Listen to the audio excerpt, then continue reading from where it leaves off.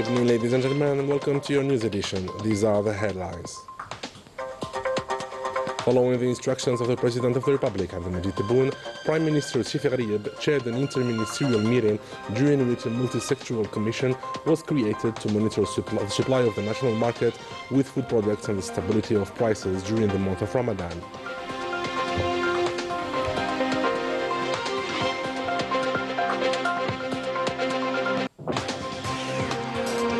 With products meeting the quality and variety standards, the national agri-food industry earns the trust of the consumers. In this edition, we'll take you to the Agrodiv complex that produces high-demand products.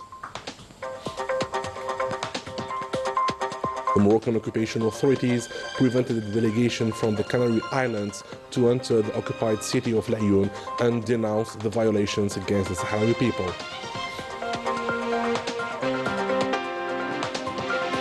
The situation in Gaza is still chaotic as citizens are facing cold weather with no infrastructure, in addition to daily massacres.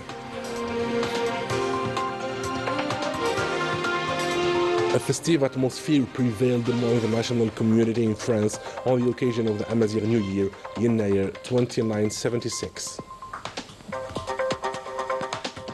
Welcome back. Following the instructions of the President of the Republic, Abdelmajid Tebboune, Prime Minister Sifer Riyab chaired on Tuesday an interministerial meeting on the review of measures aimed at ensuring the national market supply with all kinds of food products, notably those in high demand, as well as vegetables, fruits, meat and poultry. The meeting was also about practical measures aimed at ensuring the availability of cash, particularly at Algeria post offices and ATMs. On this occasion, a multi-sectoral commission was created at the cabinet of the Prime Minister to monitor the supply of the national market with food products and the stability of prices during the month of Ramadan. In anticipation of the blessed month of Ramadan and as part of its efforts to curb speculation and monopolistic practices, the Agrodiv industrial and commercial complex is committed to ensure the availability of essential consumer goods in sufficient quantities across its various points of sale. The example is from Blida province with Daniel Bahri. Abundance, quality and competitive prices are the three pillars of widely consumed goods, especially during the month of Ramadan, provided by the Agrodiv complex, which acts as a safeguard for citizens' purchasing power. Thank God everything we need is available here in large quantities. Flour is sold for 200 dinars in the markets, but here in Agrodiv I buy it for 130 dinars. Thank God all goods are available from semolina flour to canned tomatoes. I find everything I need here. I buy all my needs from here. The pasta and the prices are affordable for everyone, and the products are of high quality. We are a company specializing in the production of semolina, pasta and couscous. We are committed to producing high-quality products through meticulous monitoring of all stages of production, from wheat to the final product, in accordance with international standards. We are a company certified with ISO 9001 for quality management, ISO 14001 for environmental management, and ISO 45001 for occupational health and safety. The complex operates on a 24-hour schedule to ensure the bolstering of its stock and to supply its 420 points of sale across the country.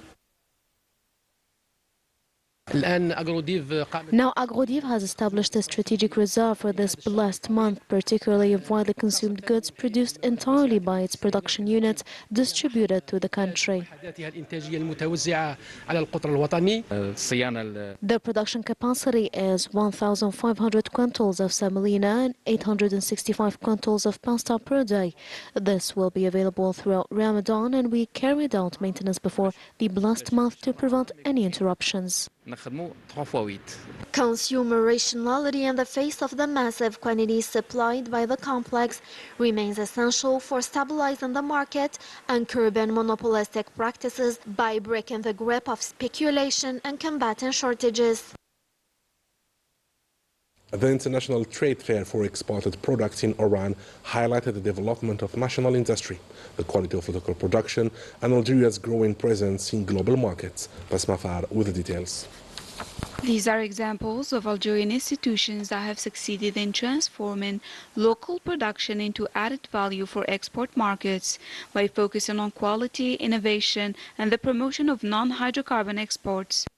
We have our own prototypes. The company is Algerian-Italian, producing high-quality electrical panels for elevators that meet European standards.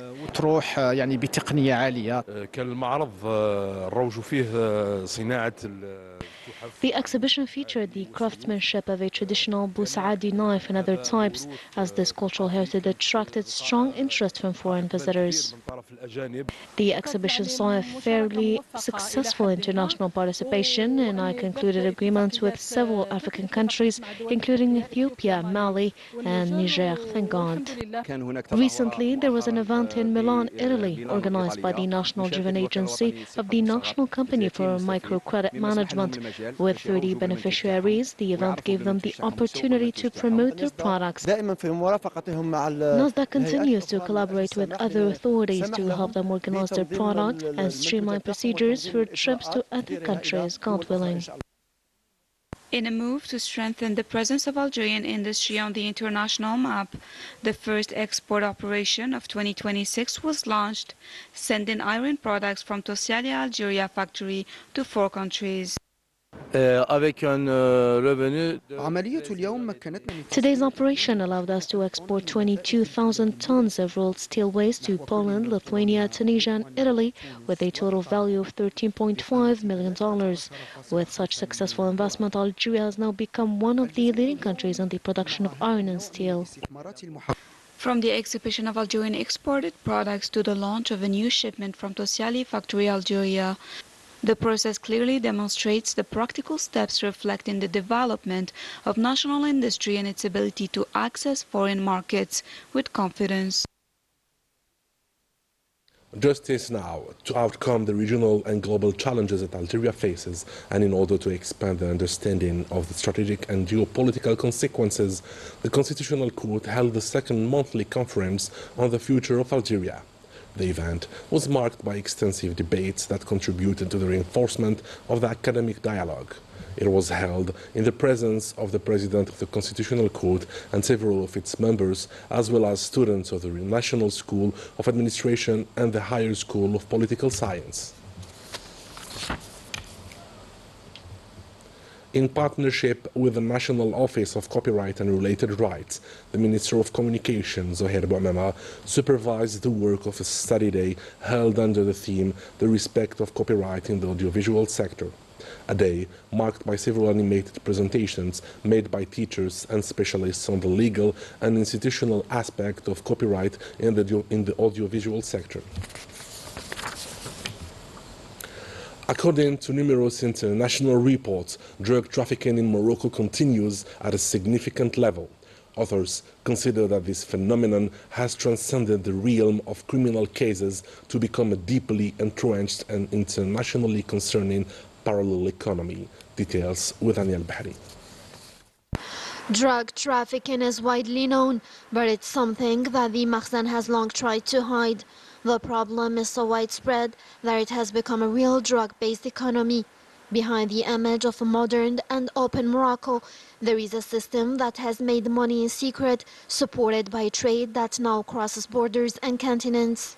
Cannabis and cocaine are sent along international routes to markets in Europe, Africa, and even America. This raises serious questions. Who protects these networks? Who controls them? And why does stopping them seem impossible or even intentionally blocked? International investigations suggest that drug trafficking has become a source of power and money for the Makhzen. What started as a legal trade has grown into a hidden part of the system, used for influence and pressure for many years. Today, Morocco is not only linked to cannabis trafficking, but it's also a key transit point for cocaine, connecting Latin America to Europe and Africa. Seizures, imports on roads and at borders show the strength of these networks and their ability to escape control and corrupt institutions. This trafficking doesn't only affect the black market, it spreads corruption, weakens societies, influences politics, and strengthens organized crime. It has become a global threat. Behind the numbers on drug seizures, a hidden system is taking shape, one where drugs are no longer just illegal goods, but a quiet tool of power. As long as this system continues, it will remain a serious danger to the stability of the whole region. To Western Sahara, where the Moroccan occupation authorities prevented a delegation from the Canary Islands to enter the occupied city of Al-Ayoun to inquire about the human rights violations perpetrated by the Makhzen against the Sahrawi people. According to the Federation of Solidarity Institutions with Western Sahara, this visit was carried with the aim of seeing in first hand these violations in the occupied city of Al-Ayoun and meet with human rights defenders. It's not the first time that the Makhzen prevents activists from entering the occupied Sahrawi territories and keep any information on the violations against the Sahrawi people from being shared. In Gaza, harsh winter meets ongoing conflict, leaving thousands of families exposed and in urgent need of help. Basma Faal with the details. والله ما انا عارف ايش اسوي انا الضم مش عارف انا ايش اسوي انا بدي الناس تطلع. In Gaza, winter has turned into yet another ordeal. After months of war and forced displacement, Palestinians are now facing torrential rains, violent winds and bitter cold, with camps flooded, shelters collapsing and humanitarian aid still insufficient. The human toll continues to rise. All night long, we try to protect our children. Water floods our tents, our bags and blankets are soaked.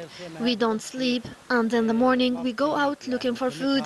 There are no adequate shelters, no heating, and no protection from the cold. I was afraid my children would die. They are still very young. I wrapped them in blankets to keep them warm, but our tent is completely flooded. I'm alone with my children. My husband is between life and death. I spend my nights without closing my eyes, unable to find any safe place. According to humanitarian organizations, most existing housing structures are unfit for winter conditions, leaving families exposed to cold and humidity.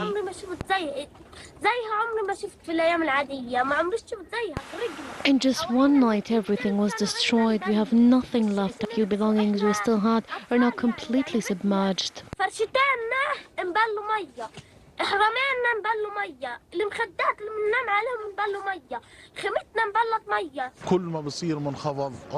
With every storm, shelters give away. Last night, again under the force of the storm, a wall collapsed inside a displacement camp.